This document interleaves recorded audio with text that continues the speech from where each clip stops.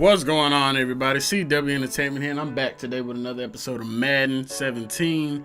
And today we are going to start the offseason here in this video. And if you guys missed the last episode, you guys got to go check it out. We played the New England Patriots in Super Bowl 51. It's a pretty good game by us, man. You guys got to go check that one out. But here we go, you guys. We do have some guys that we got to re-sign. And I said early in the year, there's nobody I'm really interested in re-signing. These guys, there's some guys, that were just probably sitting on the practice squad. But if you check right here, franchise tagging, I was looking at Daniel Braverman. I'm not going to franchise a guy that's a 63 overall with 12.9 million cap. That's not even worth it for a guy who probably won't even touch the field. And we got receivers anyway. Not really worried about Braverman. You guys can see Kevin White actually came back now. Unfortunately, he didn't get to play in the Super Bowl for us. That was very, very disappointing that he couldn't get in there. But you guys can check the news right here. You see we got a first Super Bowl. That's some of the headlines. You guys want to check that out, go ahead and pause it if you want to read it. I'm not really going to dive into that. But we get here to the free agency. Whitworth, the left tackle from the Cincinnati Bengals, is the #1 guy. And I thought about going after him, but there's really not a reason to. I believe he's like 35 years old. And he's a left tackle, and he was asking for a lot of money for a guy that I think he wanted to play like another 3 years. It's just not even worth it. Nikita Whitlock is a fullback. We actually did lose our fullback, so we're going to actually go after him. And he's asking for darn near $5 million over the course of 3 years. I'm going to wind up lowballing him a little bit. I'm going to give him 3 years for $4 million. He actually probably wasn't too happy about that, but we really only got is going after him. But yeah, Whitlock, a 92 overall would have been nice, but we're just not going to. It's not even going to take the risk. And you see the other left tackles in here. They were also old as well, or they just really weren't that good. Right tackle, we do need one. But Sebastian Vormeer, he's just kind of up there in age as well. No reason to go after an old guy when we already got a couple of guys that are doing a solid job. Barkevious Mingo, he's an outside linebacker. He's a nice speed rusher, but we're not going to go after him either. And Dante Hightower, man, is the Redskins going hard for him. Over 115 points on him, 30 more than the Jaguars. And you got to think they are throwing all the money they can to snag Hightower. But a quick look at the draft class. You guys can see the top 3 prospects in the QB class. We do have them on a watchboard, but this guy right here, Raymond Noel, considered a late 5th rounder. And it's got her very, very well in the combine. Has some #1 stats out there. And hopefully he's there. It doesn't look like there's going to be anybody in that top quarterback class that's going to be there. Them guys were scheduled for early first rounders, or either early first round or mid first. So there's a chance they won't be there by the time it's time for us to pick. And I'm not going to wind up trading up in this class. We probably have to give up way too much. And right here, you guys can see we're looking at tight end Zach Miller. He's also on probably his way out. He's getting up there in age. He's kind of slowing down. So we do need a tight end to fill his role. Looking at them too.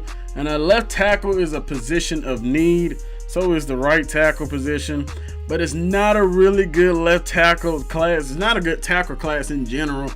Zachary Horn looks like he is the best at his position. Him and the other guy, they're rated as like early first rounders. So it's not likely they're going to be there unless something happens in the draft where these guys just happen to fall to us, which would be great. I don't expect it to happen though. Wisconsin, Big Ten, man, they always putting out these big time linemen. So that'd be nice. But at the right tackle position, a guy from Florida. See, he scattered pretty well in the combine, but one scheduled for mid-round, and this guy right here, Kirkland Garrett, he's actually scheduled for the late round. So there could be an opportunity there at the pass blocking position. At the right tackle position. So we might have something. We check out the corner class. Corner class actually has some solid guys in the first round. The top 4 guys are projected in the first round. But unfortunately, man, it's pretty weak after that. After you get out the first round, the corners really start to dip down, as you guys can see right there. We do look at one guy, this guy from Florida, a 6'1" corner. He would be nice to have, but he's a mid-first rounder. Like I said, unless some of these guys drop, it's not likely that we're going to get them. But you guys can check right here. This is our watchboard, and pretty much only did it for the first couple rounds, really. And there are some guys later down there that I would like to have, but it's not a big need. The left tackle is a position need. You guys can see on the left where we're picking at. Got 32nd pick in each round except for the 4th, but we do actually have one extra 4th rounder for the 14th pick. And you guys can check right here. They're saying our top need is the quarterback. You can see what Mark is saying right there under the new ambitions thing. You guys can check right here a little bit of the draft story. Like I said, if you guys want to read it, just pause it. See Strouder, not sure who he is. I guess he's a cornerback that shut down some receiver. So they were looking at him. But here we go. You guys are going to go ahead and start up the draft. The Dolphins with the #1 pick, followed by the Lions, Texans. And we have 2 guys in our division in the top 5, the Lions and the Vikings. Crazy right there.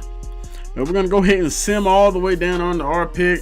We're going to get pick number 32, and let's see who's going to be the new member of the Chicago Bears. You guys can see the quarterbacks are already off the board. We're going to flip on through more. Jalen Byrd, he is there. That could be a guy of interest.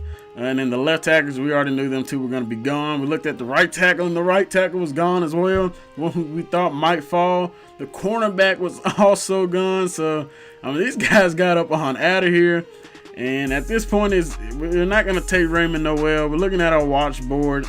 And right now, we're just going to take the best player available. And we're looking at Jalen Byrd here. And Jalen Byrd looks like he might be the best guy to take over Lane Bias. And that's exactly who we're actually going to wind up going with. Jalen Byrd out of Miami, a 6'6" tight end. And ranked actually pretty well, 6.5 grade. And you guys can see it's a good pick. He ranked number 25. We get him at 32. 81 speed with 89 acceleration, so not bad. 81 catching, 82 spec catch. You got to work on that catching traffic, though, man. You're a tight end. Got to have that. And the one problem I did have with him, though, the traits, we're going to have to wind up developing and getting that XP. He doesn't have any of like the receiving traits, to run at the catch, possession, aggressive. So that's going to be a pain in the butt to get. Also going to have to get him like up to that superstar development too, because that's a big need. Now we're going to go ahead and get on here into the 2nd round. You guys can already look at our washboard. Man, these guys cleared up out of here fast. Now the majority of guys were 1st rounders, so that's not a surprise right there. Only a cornerback who's projected for the 3rd round is left. You guys can see the #1 guy is this Lorenzo Strouder guy. He's actually a strong safety. And that was the guy like who they were talking about earlier in that little draft menu. But I believe it's still too early to take that quarterback. When there's a chance, he's still going to be there. And we look at Lorenzo Strouder, he's actually projected for an early 3rd rounder. And man, this draft just really isn't that good. We are going to wind up taking him. He was just the best player available. You can see we got him at 64. He was projected 66, so not a bad thing that we got right there. But yes, this guy was the guy they were saying was shutting down. I guess they'll believe is a top corner in the draft, Corey Townsend. So that's nice, man. Maybe we have to move in the corner. Guys, look at his stats here. 87 speed, 91 acceleration, not bad. 78 hit power, pursuit and tackle. Not the best in the world, so who knows what we're going to do with this guy. I don't know, man. Might not keep him for long. We'll see. He's only 6 feet tall, so we'll have to check it out. But we're going to go ahead and get on here into the 3rd round. Let's get the time winding down on us. And I still feel like it's too early to take the quarterback. But we might be risking it here. But we're looking at this guy, Josh Amos, the linebacker. And we're like, hey, man, it's just a bad draft at this point. See, he's a 70 overall, not fast. Say it's a good pick. We picked him 12 picks before, I guess, his projected mark. So that's not the end of the world right there. But we do get a linebacker. We could use one. Never hurts to actually have another linebacker in the class.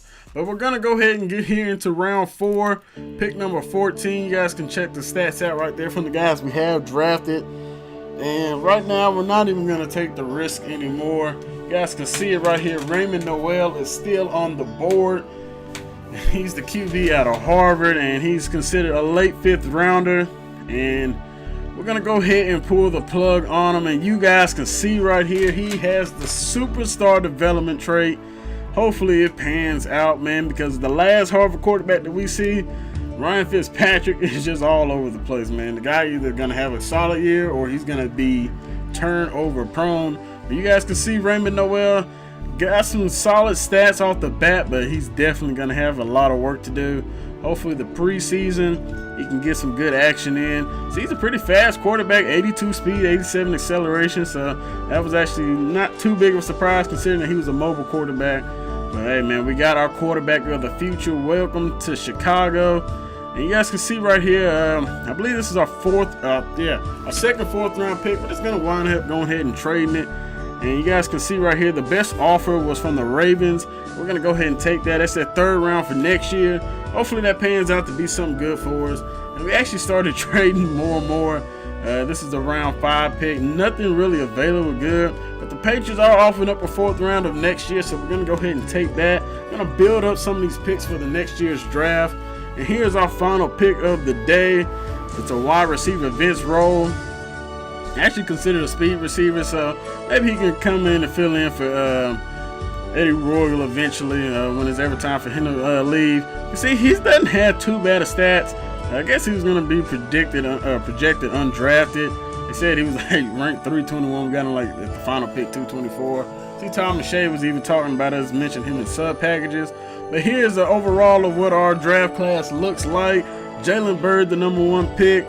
Renzo Strader, Josh Amos, and Raymond Noel at the 4th round, and Roll at the 7th. But Raymond Noel is the quarterback of the future.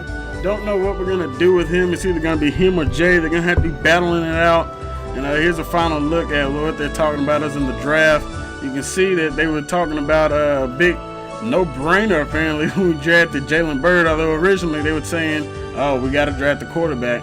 And now they're asking, are we going to start Raymond Noel?